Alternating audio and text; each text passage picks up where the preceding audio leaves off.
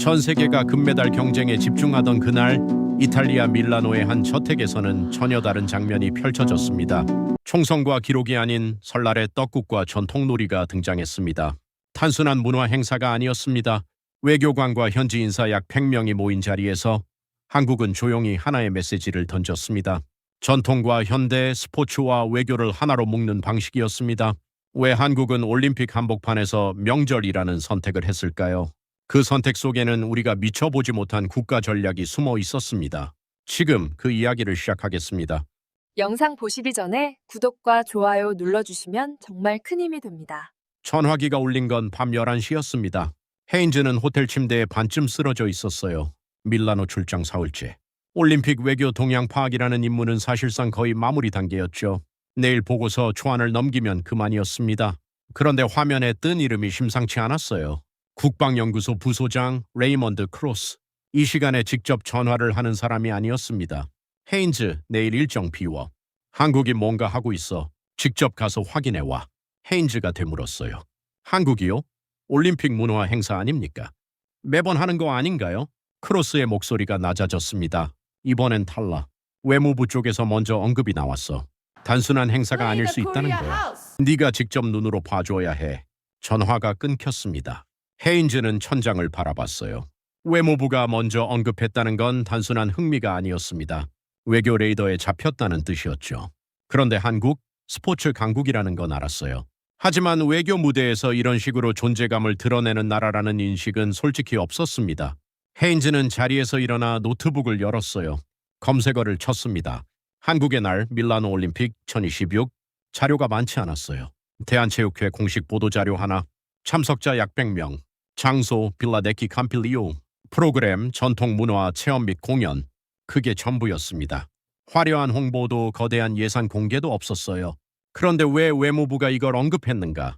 헤인즈는 그 질문을 품은 채 다음 날 오후 밀라노 외곽으로 향했습니다. 18세기 귀족의 저택이 고스란히 남아있는 빌라 네키 캠필리오. 차에서 내리는 순간부터 분위기가 달랐어요. 경비도 과하지 않았고 현수막도 없었습니다. 그런데 주차장에는 외교 번호판을 탄 차량들이 줄지어 서 있었죠. 헤인즈는 입술을 굳게 다물고 안으로 들어갔습니다. 그 순간이었어요. 그의 발걸음이 멎은 것은 음악이 먼저 그를 붙잡았습니다. 국악이었어요. 그런데 헤인즈가 기억 속에서 떠올리던 그 박제된 전통음악이 아니었죠. 리듬이 살아있었어요. 흥이 있었습니다. 정장 차림의 유럽 외교관들이 쑥스러운 표정으로 제기를 차고 있었고 그 옆에서 젊은 댄서들이 케이팝 안무를 선보이고 있었어요. 그리고 그 두 무대가 충돌하지 않았습니다. 오히려 하나처럼 흘렀죠. 그 광경을 보는 순간 헤인즈의 머릿속에서 뭔가가 딸깍하고 걸렸습니다. 이건 홍보가 아니야. 그는 속으로 중얼거렸어요. 보여주려고 만든 무대는 이런 공기를 만들어내지 못합니다. 이 안에 있는 사람들은 구경하고 있는 것이 아니었어요. 참여하고 있었죠. 그리고 그 차이가 헤인즈가 수십 년간 전략 현장에서 배운 가장 결정적인 차이였습니다. 레이먼드 크로스의 말이 다시 귓가에 맴돌았어요. 이번엔 달라. 헤인즈는 그제야 고개를 천천히 끄덕였습니다. 당신 말이 맞았어, 레이먼드. 그리고 그것이 어디까지 이어지는지 지금부터 끝까지 봐야겠다라고 생각했어요. 그의 눈이 행사장 안쪽을 향했습니다. 저 깊은 곳에서 낯설고 따뜻한 음식 냄새가 흘러나오고 있었어요. 조용한 준비. 헤인즈는 발걸음을 되돌리지 않았습니다. 이미 너무 깊이 들어와 있었죠. 그는 행사장 한쪽 구석에 조용히 자리를 잡았어요. 노트는 꺼내지 않았습니다. 전략가는 기록하기 전에 먼저 봅니다. 그것이 그의 방식이었죠. 프로그램은 생각보다 훨씬 촘촘하게 짜여 있었습니다. 제기차기 체험이 한창이었어요. 정장을 갖춰 입은 이탈리아 외교관 한 명이 어색하게 발을 들어 올리다가 제기를 바닥에 떨어뜨렸습니다. 옆에 있던 한국 진행 요원이 웃음기 없이 그러나 따뜻하게 공을 다시 건네주었죠. 외교관이 다시 시도했어요. 이번엔 한 번 성공했습니다. 주변에서 박수가 쏟아졌어요. 작은 장면이었지만 헤인즈는 바로 거기서 눈을 떼지 못했습니다. 이것은 단순한 체험 행사가 아니었어요. 성공의 경험 자체를 미리 계산하고 설계하고 있었습니다. 낯선 문화를 일방적으로 강요하는 것이 아니라 자연스럽게 끌어들이는 방식이었죠. 그 차이는 미묘했지만 결정적이었습니다. 이어서 무대가 바뀌었어요. 젊은 댄서 4명이 나섰습니다. 케이팝 무대였죠. 관객들이 몸을 흔들었어요. 그런데 무대가 끝나는 순간 조명이 바뀌며 국악기 소리가 저택 안을 가득 채웠습니다. 장구와 가야금. 그런데 이상했어요. 박자가 조금 전 케이팝의 리듬과 자연스럽게 이어지고 있었습니다. 의도한 편곡이었죠. 연결된 것이었어요. 헤인즈는 그제야 분명하고 선명하게 알아챘습니다. 이것은 혼합이었어요. 전통과 현대가 충돌하도록 배치한 것이 아니라 서로 이어지도록 설계한 것이었습니다. 전통을 박제의 진열장 속에 넣어둔 것이 아니라 지금 이 순간에도 살아 움직이게 만든 것이었죠. 이 기술이 헤인즈의 눈에 처음으로 선명하게 들어왔어요. 그는 이것을 혼합의 기술이라고 마음속으로 이름 붙였습니다. 행사 말미가 되었을 때 낯선 향기가 다시 짙어졌습니다. 흰 도자기 그릇에 담긴 음식이 참석자들에게 나눠지기 시작했어요. 떡국이었습니다. 얇게 썬 흰 떡이 맑고 깊은 국물 안에 떠 있었죠. 헤인즈 옆에 앉은 유럽 인사가 조심스럽게 숟가락을 들었어요. 한 모금. 잠시 후 그는 고개를 조용히 끄덕였습니다. 헤인즈는 그릇을 천천히 내려다봤어요. 단순한 음식이었습니다. 화려하지도 특별히 자극적이지도 않았죠. 그런데 왜 하필 오늘, 왜 하필 이 음식인가? 그는 옆에 있던 한국 관계자에게 조용히 물었습니다. 오늘이 무슨 날입니까? 관계자가 미소를 지으며 답했어요. 한국의 설날입니다. 오늘이 새해 첫날이에요. 헤인즈는 잠시 말을 잃었습니다. 선수들은 지금 이 순간 세계의 경기 도시로 흩어져 빙판 위에 서 있었어요. 그들에게도 이 음식이 전달됐을까? 명절이라는 기억이 그 먼 곳까지 닿아 있을까? 그것이 우연이 아니라면 이 행사의 모든 것은 처음부터 매우 정밀하게 설계된 것이었습니다. 헤인즈는 처음으로 노트를 꺼냈습니다. 그리고 단 한 줄을 또렷하고 힘있게 적었어요. 조용한 준비. 그것이 이 나라의 방식이다. 그 한 줄이 다음 날 그의 분석을 완전히 다른 방향으로 이끌게 됩니다. 그리고 그 방향의 끝에는 그가 전혀 예상하지 못했던 하나의 구조가 기다리고 있었습니다. 다음 날 아침 헤인즈는 호텔 조식을 손도 대지 않은 채 노트를 펼쳤습니다. 어젯밤 적어둔 그 한 줄이 자꾸 눈에 걸렸죠. 조용한 준비. 그것이 이 나라의 방식이다. 그는 커피잔을 밀어내고 본격적으로 생각에 잠겼어요. 서울. 그 단어가 그의 머릿속을 떠나지 않았습니다. 헤인즈는 한국의 설날에 대해 아는 것이 거의 없었어요. 그래서 바로 자료를 뒤지기 시작했죠. 단순한 휴일이 아니었습니다. 한국에서 설은 한 해의 시작이자 가족이 한자리에 모이는 가장 큰 명절이었어요. 조상에게 차례를 올리고 어른들께 세배를 드리고 온 가족이 떡국 한 그릇을 나누며 한 살을 더 먹는 날. 단순한 달력의 날짜가 아니라 정체성이 새겨진 시간이었습니다. 그렇다면 선수들에게 설이란 무엇일까? 헤인즈는 상상해 봤습니다. 가족도 고향도 아는 얼굴도 없는 낯선 도시. 빙판 위에 찰나를 위해 수년을 바쳐온 젊은이들. 그들에게 명절은 더욱 무겁게 다가올 것이었어요. 포기해야 했던 것들의 목록이 가장 선명하게 떠오르는 날. 그것이 설이었습니다. 그런데 한국은 그 날을 포기하게 내버려 두지 않았어요. 대한체육회는 행사를 준비했습니다. 세계 도시로 흩어진 선수단에게 같은 날, 같은 음식, 같은 의미를 전달했죠. 떡국 한 그릇. 외교 행사에서 나눈 바로 그 음식이 선수들의 식탁에도 놓였습니다. 헤인즈는 그 사실 하나에 한참 동안 멈춰 있었어요. 그는 군사 전략의 언어로 다시 생각해 봤습니다. 전력은 병력의 수에서만 나오지 않습니다. 사기에서 나옵니다. 그리고 사기는 정체성에서 나오죠. 자신이 누구인지 무엇을 위해 싸우는지를 아는 군인은 흔들리지 않습니다. 헤인즈가 수십 년간 연구해온 원칙이 바로 그것이었어요. 한국은 지금 그 원칙을 스포츠에 적용하고 있었습니다. 명절을 챙기는 행위는 감성 정책이 아니었어요. 선수의 심리 상태를 유지하고 정체성을 흔들리지 않게 붙들어주는 전력 유지 전략에 훨씬 가까웠죠. 이것을 깨닫는 순간 헤인즈의 손이 빠르게 움직이기 시작했습니다. 그는 노트에 적었어요. 문화는 보급선이다. 전쟁에서 보급선이 끊기면 군대는 무너집니다. 체력보다 먼저 사기가 꺾이죠. 음식과 물자가 아니라 의미와 소속감이 끊길 때 사람은 가장 먼저 쓰러집니다.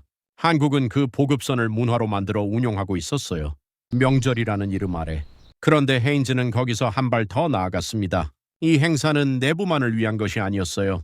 외부 외교 행사에서도 같은 날 같은 음식이 나눠졌습니다. 즉 이 구조는 동시에 두 방향을 향하고 있었죠. 안으로는 선수들의 사기를 붙들고 밖으로는 한국이라는 나라의 이미지를 각인시키는 것. 하나의 행위로 두 개의 목표를 달성하는 이중 구조였습니다. 헤인즈는 잠시 창밖을 바라봤어요. 밀라노의 하늘이 차갑고 맑았습니다. 그는 중얼거렸어요. 이건 이벤트가 아니야. 이건 운용이다. 명절을 운용하는 나라. 그 문장이 머릿속에 박혔습니다. 그리고 바로 그 순간 복도 쪽에서 낯익은 목소리가 들려왔어요. 헤인즈의 오랜 동료 독일 출신 연구자 클라우스 베커였습니다. 그는 다가오며 피곤한 표정으로 말했죠. 어제 그 한국 행사 다녀왔나? 과하더군. 헤인즈는 고개를 들었습니다. 그 한마디가 다음 장면의 시작이었어요. 냉소의 시선. 클라우스 베커는 의자를 끌어당기며 자리에 앉았습니다. 독일 뮌헨 안보연구소 소속 헤인즈와는 15년 지기 동료였어요. 냉철하고 효율을 중시하는 사람, 감정보다 수치를 상징보다 실적을 믿는 연구자였죠. 그는 커피를 한 모금 마시고는 다시 말했습니다. 스포츠는 스포츠야, 마이클.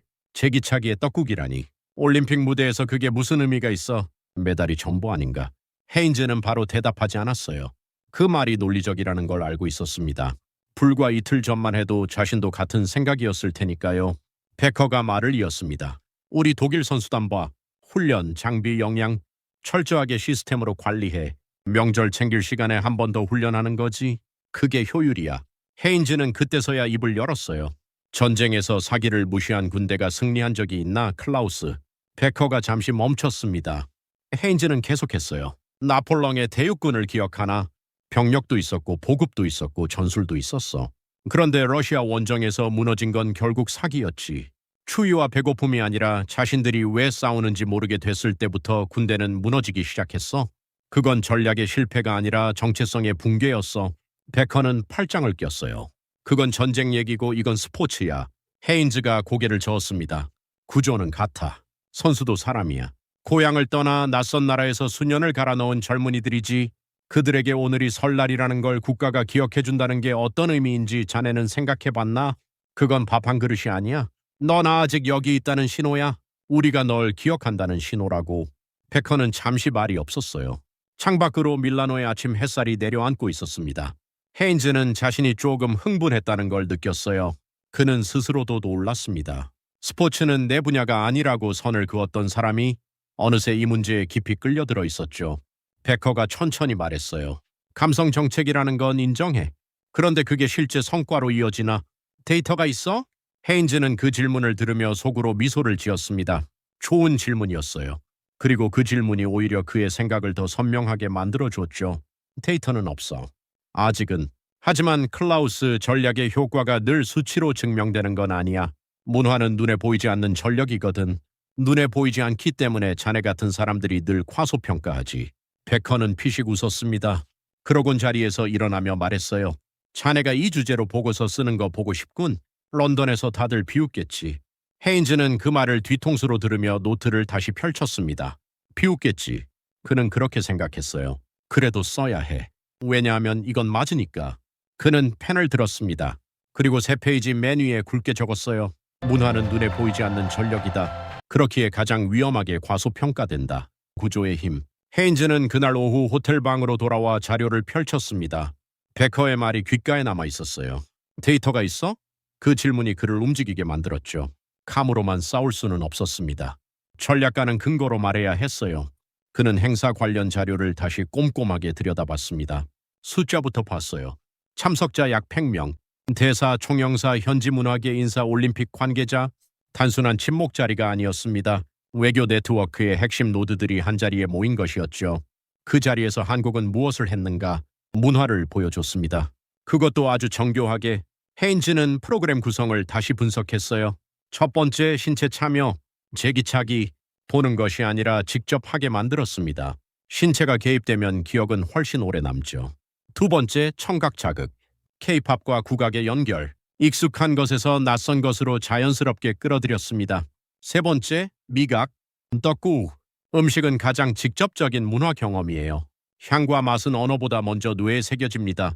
그리고 마지막 맥락, 오늘은 설날이라는 한마디, 그 한마디가 음식의 의미를 완전히 바꿔놓았죠. 신체, 청각, 미각, 맥락, 4가지 감각 경로를 동시에 열어놓은 설계였습니다. 헤인즈는 펜을 내려놓고 잠시 눈을 감았어요. 이건 문화 행사가 아니었습니다. 기억 설계였죠.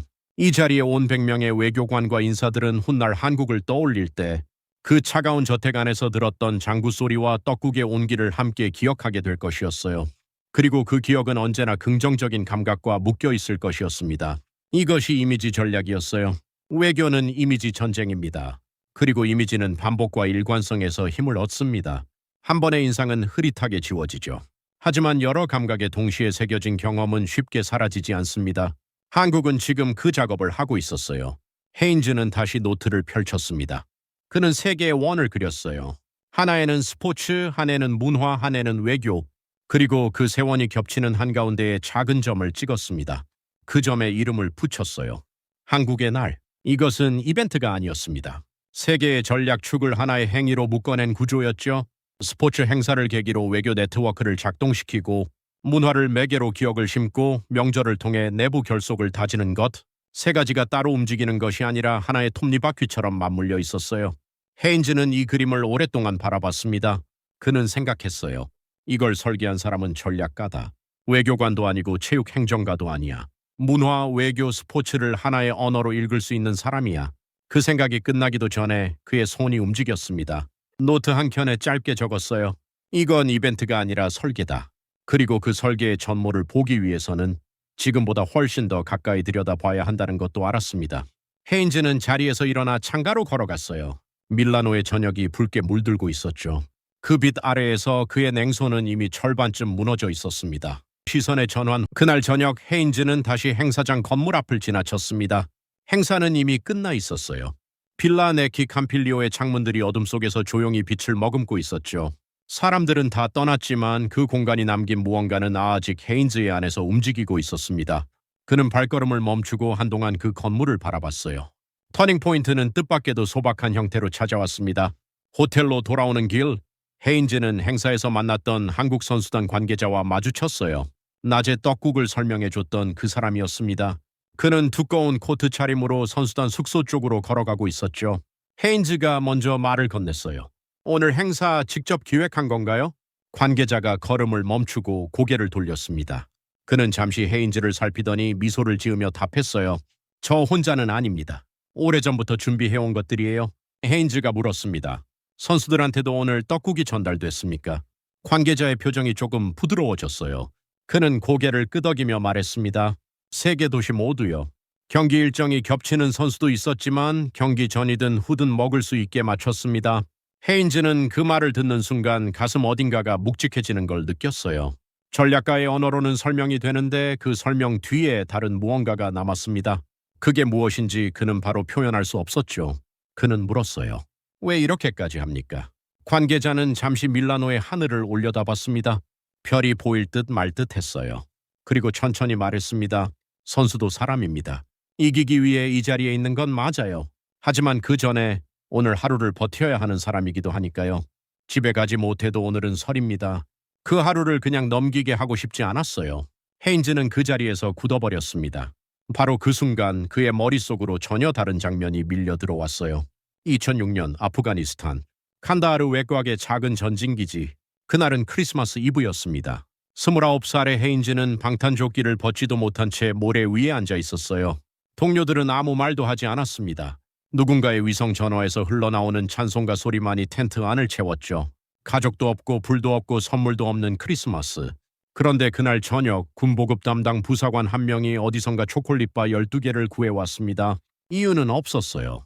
그냥 오늘이 크리스마스니까. 그 한마디와 함께 건네진 초콜릿 하나가 그 어떤 훈시보다 깊이 헤인즈의 가슴 속에 박혔습니다. 20년이 지난 지금도 그 맛을 기억하고 있었어요. 집에 가지 못해도 오늘은 크리스마스였습니다.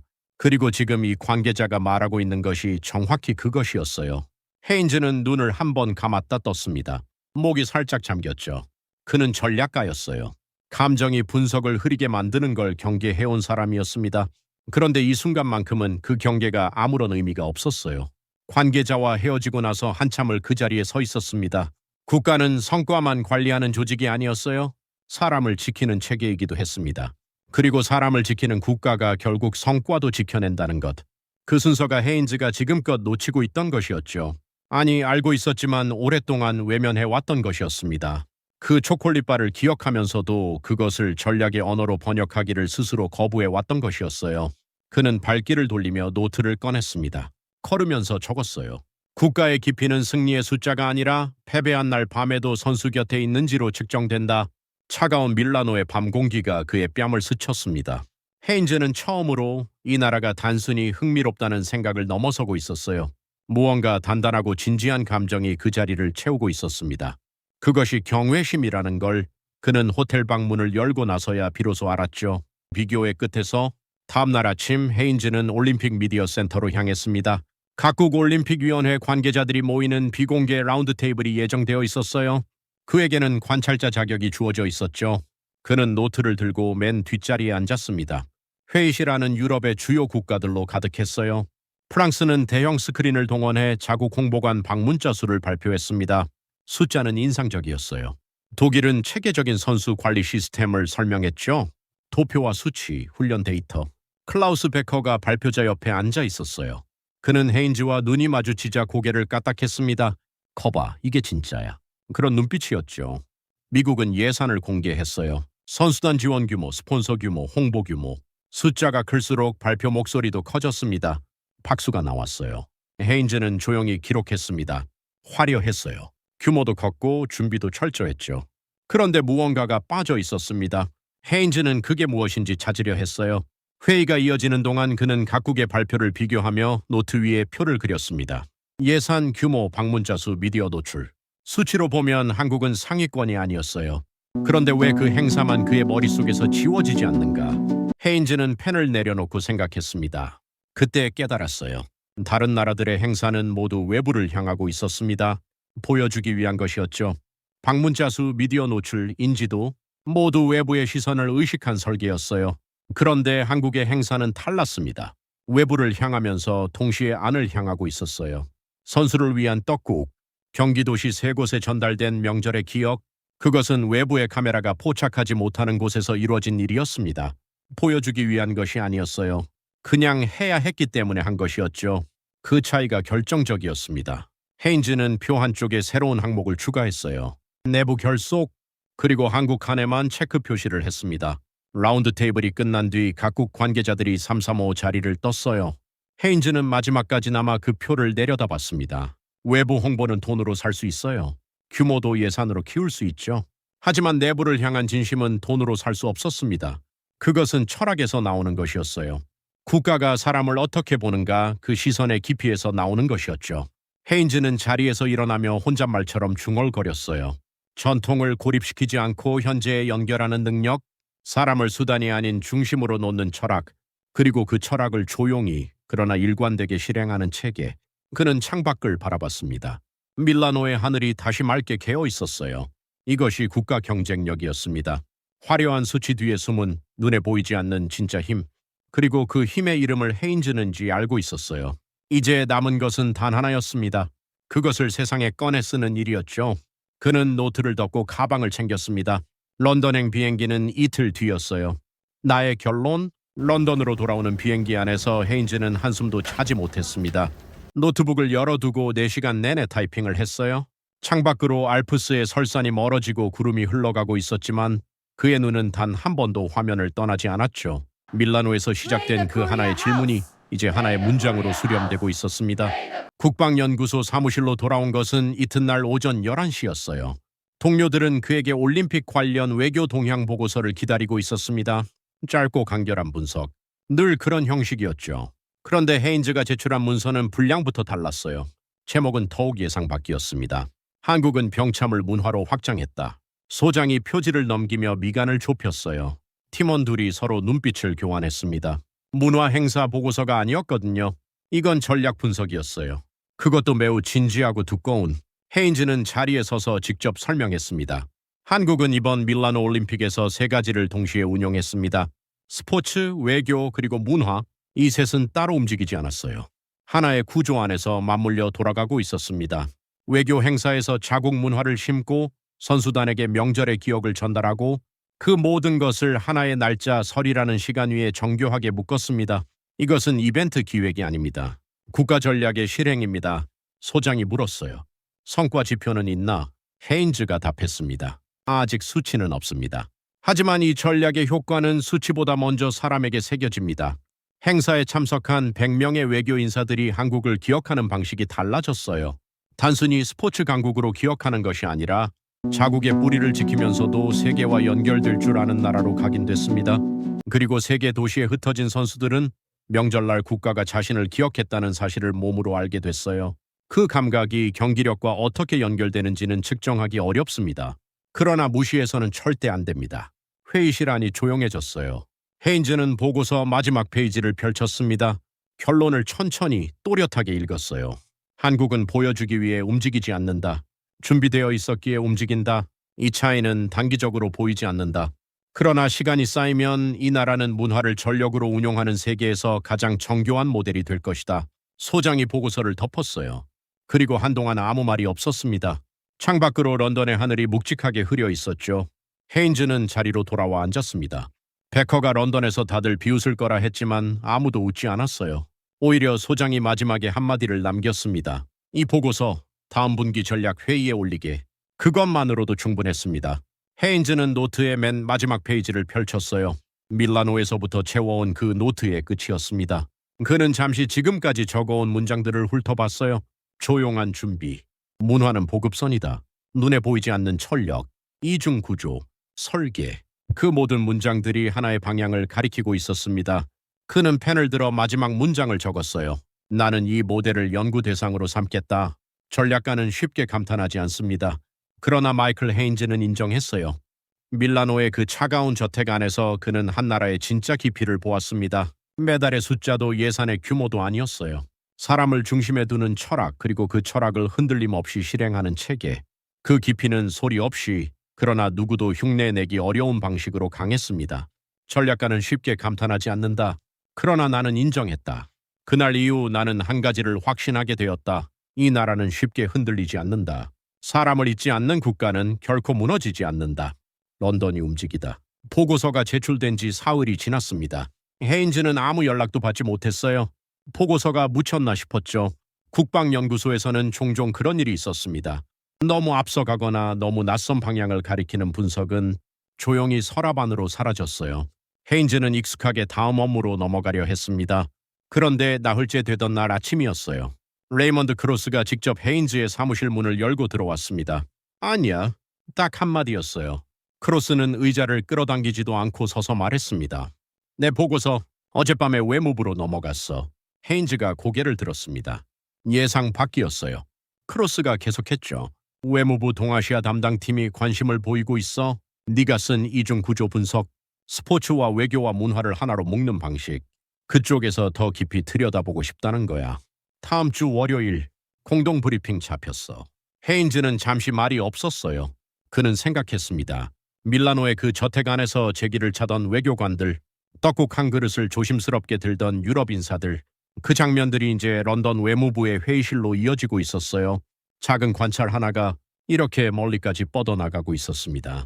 월요일 브리핑은 예상보다 훨씬 무거운 자리였어요.